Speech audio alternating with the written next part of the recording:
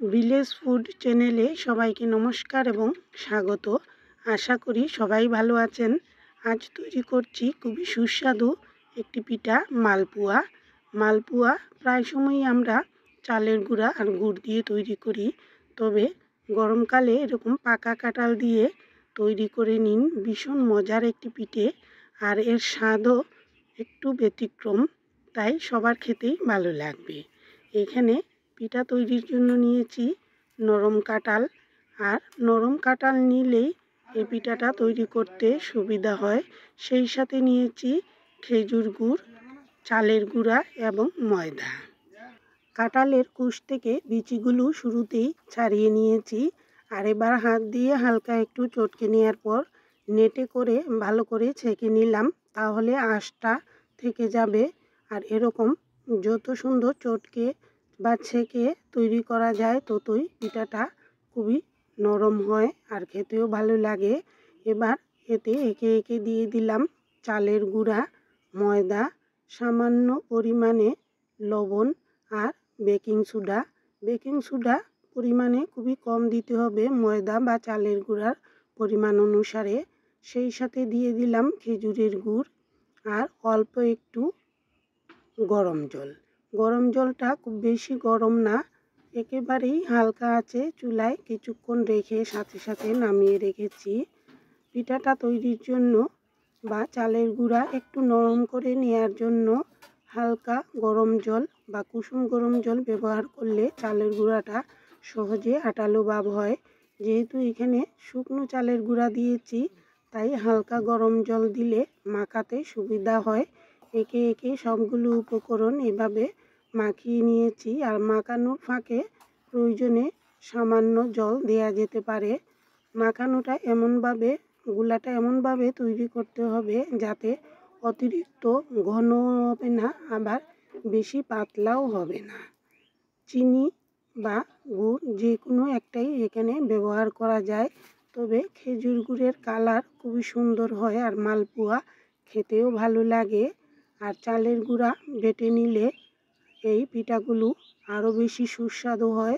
শুকনো চালের গুঁড়া ব্যবহার করলে সামান্য বা হালকা কুসুম গরম জল ব্যবহার করলে চালের গুঁড়াটা সহজেই গুলে যায় আর পিঠাটা খুব তাড়াতাড়ি তৈরি করেও নেওয়া যায়। মালপুয়া বা তেলের পিঠায় চিনি বা মিষ্টির পরিমাণ ঠিকঠাক মতো দিলেই ভালো লাগে। অনেকেই একটু বেশি মিষ্টি পছন্দ করেন, তাই চিনির পরিমাণ নিজেদের পছন্দ মতো দিয়ে দিতে হবে। আর গুলাটা এমনভাবে তৈরি করতে হবে যাতে বেশি ঘন না হয়, আবার অতিরিক্ত পাতলাও যাতে না হয়। মালপুয়া বা তেলের পিঠার গুলা যত সুন্দর করে গুলা হয়, আর গুলা তৈরি করে নেওয়ার পর কিছু সময় 15 মিনিট অপেক্ষা করে তারপর তেলে ভাজলে পিঠাগুলো দারুণ ফুলে আর কড়াইয়ের সাথে সহজে লাগেও না, আবার অনেক সময় তেলে দেওয়ার পর ছড়িয়েও যায়। তাই 10 বা 15 মিনিট দেরি করে তারপর তেলে ভাজলে পিঠাগুলো দারুণ হয়। মিডিয়াম আঁচে তেল গরম হয়ে আসার সাথে সাথে চুলার আঁচ কিছুটা কম রেখেছি, আর এবার নির্দিষ্ট পরিমাণে গোল চামচ দিয়ে দিলাম।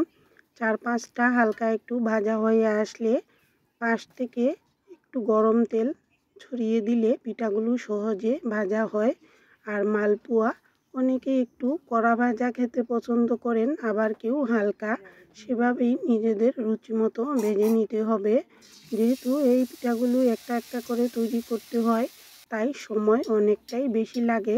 শুরুতে 1টা বা 2টা পিঠা তৈরির সময় কড়াইয়ের গায়ে লেগে যায়, তবে পরবর্তী পিঠাগুলো কিন্তু খুব সহজে হয়ে যায় আর ফুলেও ভালো।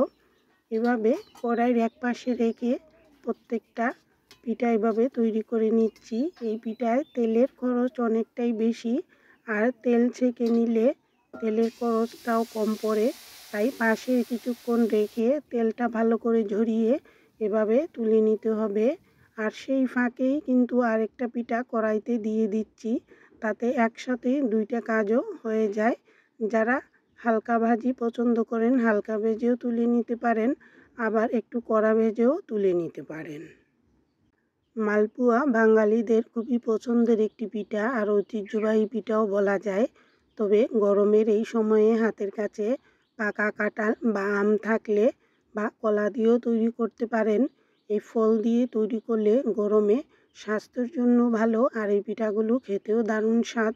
কেমন লাগলো জানাবেন। পাশে থাকার জন্য সবাইকে অসংখ্য ধন্যবাদ।